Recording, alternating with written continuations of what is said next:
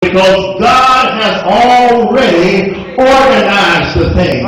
He's already made it from the beginning to the end. He knows the outcome of the situation. He knows how to bring you out. He knows how to navigate you around your enemies. He knows how to take you through the test. He knows how to pick you up above the storm. He knows how to do these things because he has already overcame the world. And now we have power to overcome the world. Now in the book of Acts, we understand that it was written by Dr. Luke himself. And Luke tells us how the church started on the day of Pentecost. The church, it was about 120 people in the upper room tarrying and waiting for the promise of God. I don't know if I'm talking to anyone here tonight that's waiting on something from God.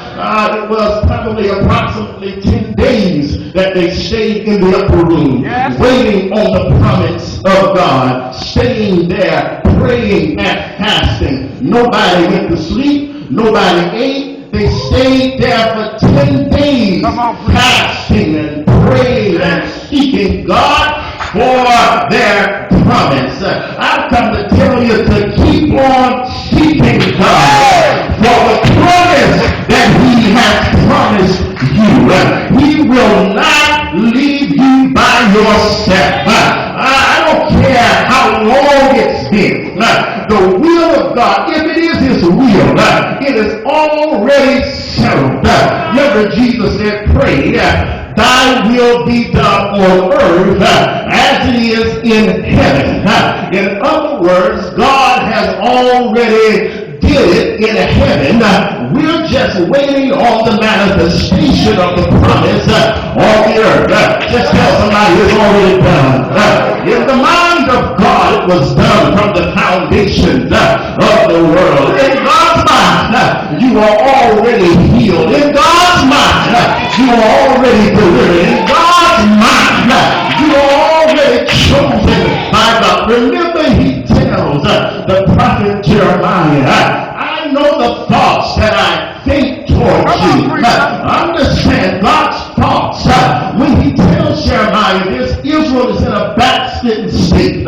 Israel is in a backslidden state, and God is trying to let them know that even though you're in a backslidden state, I know the thoughts, past tense, that I think toward you, present tense.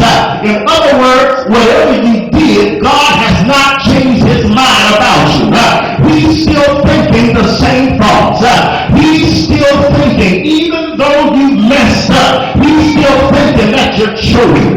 Even though you're messed up in your money, he's still thinking that he's blessed you already. God has not changed his mind about you. Man may change his mind. People may change their mind. The church may change their mind. But God has not changed his mind about you. So it's already settled in heaven. Now the church starts